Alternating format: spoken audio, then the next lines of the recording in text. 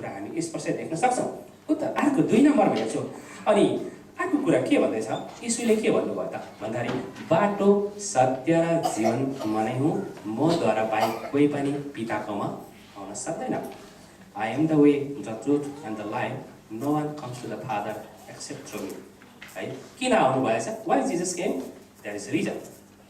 बाटो सत्य र जीवन दिनको निम्ति येशू ख्रीष्ट आउनु भएको हो, कुनै कुरो गर्नु होइन।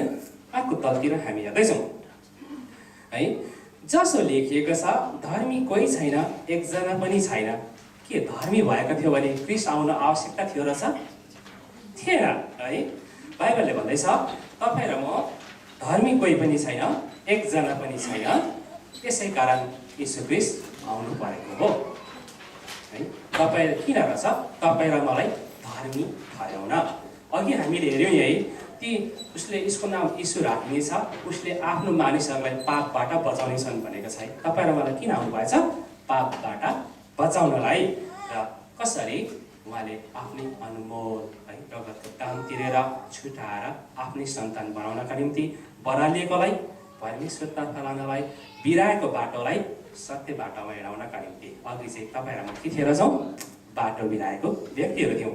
अर्को तलतिर हेर्दैछौँ म 4 मा, किनकि पापको ज्याला मृत्यु हो, तर परमेश्वरको सिद्धाइको वरदान ख्रीष्ट येशू प्रभुमा के छ? अनन्त जीवन हो है। For the wages of the sin is death. हामीले हेरिसकेका छौँ, तलतिर छन्, अरूलाई सजिलो हुन्छ भनेदेखि। र पापको ज्याला के रहेछ? खासै मृत्यु हो। र मान्छेले भन्ने गर्छन् र मैले के पाप गरेको छ र आजसम्म एउटा कुखुरा चलाएर ठाउँमै हिँडेको छैन है, एउटा किरा फट्याङ्ग्रा पनि मारेको छैन। तर तपाईँ र ममा पापी स्वभाव के छन्?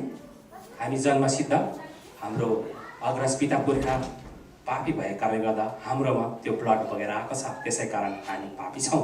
र तर जुन दिन हामी ख्रीष्टमा विश्वास गर्छौँ, हाम्रो पापलाई धुने क्षमता छ ख्रीष्टमा छन्। र हाम्रो पापबाट कसले बचाउन सक्छ? प्रभु येशूले। अनि प्रभु येशू यसको निम्ति किन रहेछ? पापको ज्याला मृत्यु थियो, तपाईँ र मैले मृत्यु भोग्नु पर्थ्यो। तर यतापट्टि हेर्नुहोस्, तर परमेश्वरको सिद्धाइको वरदान ख्रीष्ट येशू हाम्रा प्रभुमा अनन्त जीवन किन आउनु भएछ? अनन्त जीवन दिनको निम्ति। अनन्त जीवन भनेको कस्तो थाहा छ? अहिले भएको जीवन हो होइन मित्र। यो त 70 वर्ष, बलले भ्यायो 80, दुखाले बाँच्छन् अरे 80 पनि। आइ उठाइदिएन है बाहिर हौ, उठाइदिएन है भनेर बस्नुपर्ने अवस्था हुन्छन्। तर पत्रुसको पुस्तकले भन्छ मानिस शरीरको मृत्यु पछाडि पनि आत्मामा कति बाँचिन्छन् अरे? हजारौँ हजार वर्ष भनेपछि multiple 1000 into 1000 year 100,000 year live in spirit. आत्मामा हामी त्यति बाँच्छौँ है। भनेपछि यो जीवन के रहेछ? कोट फाले जस्तो मात्रै हो है।